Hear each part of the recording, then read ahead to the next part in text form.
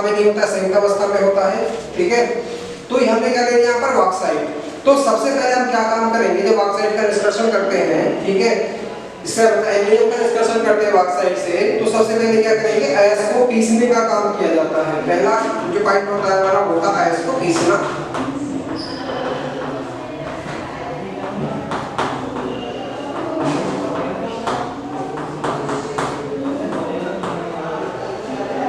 और मैंने जब अयस्कों का साधन किया जा रहा था तब भी बताया था कि अयस्क को पीसने में क्या करते हैं बारे। ठीक है, जो अयस्क होता है जब इसको खाने से खोद करके निकाला जाता है तो बड़े बड़े डेलों के रूप में, यानी कि बड़े बड़े मतलब जो डेल से होते हैं बारे उनके रूप में होता है। तो उनमें से अशुद्धियों को दूर करने के लिए सबसे पहले क्या काम करते हैं, उनको जो क्रेशन मिल होते हैं, जो दरिद्र होते हैं, ठीक है, तो उसमें इसको डाल दिया जाता है। दरिद्र और जो स्टाक मिल होते हैं उसमें उसको डाल दिया जाता है, जिससे क्या हो जाता है कि जो बड़े बड़े कण होते हैं, ठीक है, तो वो क्या हो जाएगा, बारीक कणों के रूप में आ जाते हैं और उसको वहां से अलग करना आसान हो जाता है। ठीक है, मान लो इसके अंदर जो है जैसे एल्यूमीनियम है, तो अयस्क क्या था, बहुत बड़े बड़े, ठीक है, जो रेले होते हैं उसके रूप में होते हैं। अब क्या है कि मान लिया जो एल्यूमीनियम का इसके ऑक्साइड वो यहाँ पर है और चारों तरफ क्या है मिट्टी, कंकड़ और पत्थर आदि व्यर्थ के पदार्थ मिले रहते हैं, जिसमें बताया था कि जो अयस्क होता है उसके अंदर क्या होता है, मिट्टी, कंकड़, पत्थर आदि व्यर्थ के पदार्थ मिले रहते हैं, जिनको मैंने क्या कहा था, ठीक है, हम क्या बोलते हैं उसको गैंग या आधात भी कहते हैं, इसको मैट्रिक्स भी बोला जाता है। तो वो क्या था, वो चारों तरफ इसके अंदर मिला हुआ है। ठीक है, और यहाँ पर ऑक्साइड है और चारों तरफ यहाँ पर इसको क्या मिला हुआ है, मिट्टी, कंकड़, पत्थर आदि व्यर्थ के पदार्थ मिले, जिसको गैंग या आधात भी कहते हैं। तो सबसे पहले हम क्या काम करेंगे, क्योंकि अयस्क क्या है, माने इसके अंदर मिक्स है, यानी कि अंदर जाकर के है मतलब, और चारों तरफ क्या है मिट्टी, कंकड़, पत्थर आदि व्यर्थ के पदार्थ मिले हुए हैं। तो सबसे पहले हम क्या करेंगे, इस वाले हिस्से को जो दरिद्र होता है, ठीक है, जो स्टामिल होती है उसके अंदर इसको डाल दिया जाता है, जिससे क्या होगा, जो बड़े कण हैं वो छोटे छोटे कणों के रूप में यहाँ से टूट जाएंगे। ठीक है, जैसे माने हमारा हिस्सा आ गया, इस वाले कणों के रूप में इसको तोड़ दिया जाता है। जैसे उदाहरण के तौर पर अगर हम यहाँ ये कहें कि मान लिया लोहे के कण हैं, ठीक है, और जो लोहे के कण हैं जिस मिट्टी होती है उस मिट्टी के अंदर है और चारों तरफ से क्या आ गया, मिट्टी आ गई, पत्थर और जैसे कंकड़, छोटे छोटे कंकड़, इस तरह की चीजें वहां पर आ जाती हैं। तो चारों तरफ तो क्या आ गया, मिट्टी, कंकड़, पत्थर आदि पदार्थ आ गए, मिट्टी लगी हुई आ गई इसके अंदर, और जो लोहे के कण वो कहाँ पर है, अंदर है। यदि हम सीधे तौर पर उन कणों पर हम चुंबक लगाएंगे तो जो कण है वो आकर के चुंबक पर नहीं चिपकेंगे। क्यों नहीं चिपकेंगे, क्योंकि वो कण कहां पर है, अंदर है, सही है, तो वो कण ऐसे निकल करके बाहर नहीं आएंगे। लेकिन यदि हम उस मिट्टी वाले भाग को अगर हम उसको किसी चीज से तोड़ दें, यानी कि बिल्कुल बारीक अलग कर दें उसको, और जब हम वहां पर चुंबक लगाएंगे, ठीक है, तो वो कण आकर के किस पे चिपक जाएंगे, चुंबक पर चिपक जाएंगे। लेकिन अगर हम वैसे करना चाहें तो वो कण आकर वहां पर नहीं लगेंगे। ठीक उसी प्रकार से क्या करते हैं, इसके अंदर जो हमारा ऑक्साइड है इसके अंदर क्या था, इसके अंदर कण है। अब एक चीज का ध्यान रखेंगे वाला कि यहाँ पर जो है जैसे ऑक्साइड है, इस ऑक्साइड के अंदर कुछ और अशुद्धियां भी होती हैं, जैसे ये तो है ही, एक होता है फेरिक ऑक्साइड, ठीक है, फेरिक ऑक्साइड की अशुद्धि होती है जो फेरस ऑक्साइड के रूप में भी हो सकती है इसके अंदर, ठीक है, वो भी इसके अंदर परिवर्तित कर दी जाती है। तो क्या होगा, इसके अंदर क्या होता है, फेरिक ऑक्साइड की अशुद्धि होती है। दूसरा इसके अंदर सिलिका की अशुद्धि होती है, ठीक है, और तीसरा बहुत ना के बराबर टाइटेनियम ऑक्साइड की अशुद्धि भी हो सकती है। ठीक है, लेकिन ये बहुत कम से होती है, बहुत कम मात्रा में होती है। तो हमारे अंदर इस बात हम ही कह सकते हैं कि इसके अंदर जो अशुद्धियां हैं मुख्य रूप से वो कौन कौन सी, फेरिक ऑक्साइड की अशुद्धि है और सिलिका की अशुद्धि है। इसमें जो फेरिक ऑक्साइड है Fe2O3 वो क्या है, चुंबकीय गुण प्रदर्शित करता है, सही है, अगर हम यहाँ की बात करें तो कैसा चुंबकीय गुण प्रदर्शित करता है। और ये क्या होता है, सिलिका के, तो ठीक है, तो कोई गुण प्रदर्शित वैसे नहीं करेगा। इसके बाद क्या था, इसके अंदर क्या आ गया, अयस्क आ गया। तो हमने क्या काम करा, क्योंकि इनके अंदर अशुद्धियां हैं वो वाली, ठीक है, वो भी कहां पर, अयस्क के अंदर ही मिली हुई है, यानी कि अयस्क के अंदर मिली हुई है। तो सबसे पहले हमने क्या करना है, इसको पीस लिया है, पीसने से क्या हो जाएगा, कण अलग अलग हो गए हैं, ठीक है। अब क्या काम करेंगे, जो कण अब इसके अलग हो गए हैं, कण अलग होने के बाद हमारे पास क्या बचा है वाला, ठीक है, जो अयस्क है उसके साथ फेरिक ऑक्साइड की, सिलिका की, बहुत थोड़ी सी मात्रा में टाइटेनियम ऑक्साइड की, इसके अंदर अशुद्धियां हैं, ठीक है।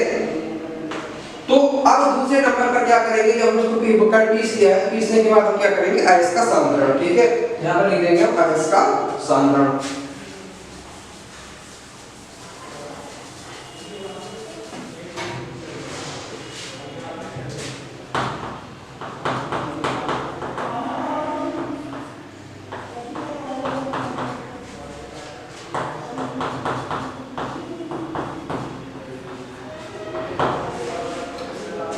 तो यहाँ से आयस के पीसने में जब हमने इसको पीसा था तो हम वहां से कोई अशुद्धि नहीं हटाई थी, ठीक है, तो वहां तो जैसा था केवल पीस दिया बस उसको।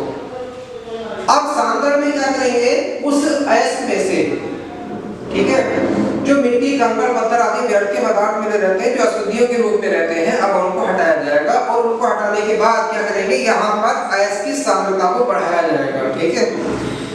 तो आयस में से मिट्टी कंकड़ पत्थर आदि व्यर्थ के पदार्थों को हटाकर आयस की सांद्रता को बढ़ाना, ठीक है, क्या कहलाता है, आयस का सांद्रण कहलाता है।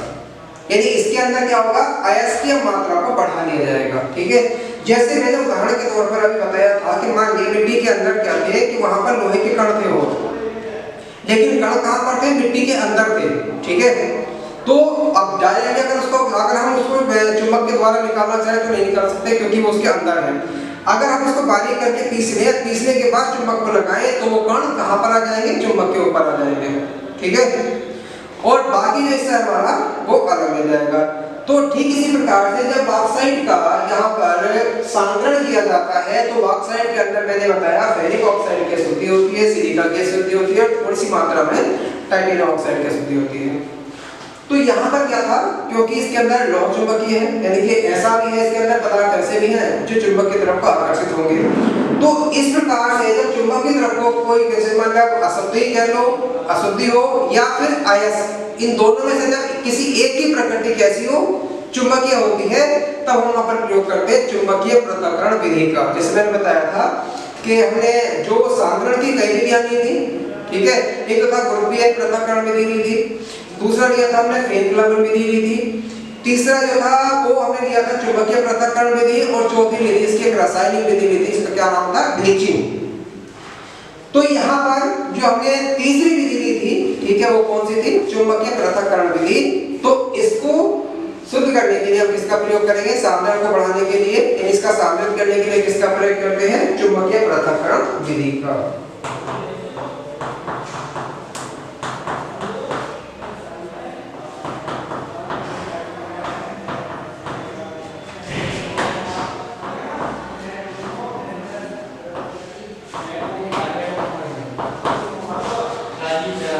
तो यहाँ पर किसका प्रयोग करेंगे, चुंबकीय पृथक्करण विधि का, ठीक है, यानी मैग्नेटिक सेपरेशन मेथड का प्रयोग करते हैं। इसमें क्या काम करते हैं, मैंने पहले भी इसके बारे में विस्तारपूर्वक बताया था, ठीक है।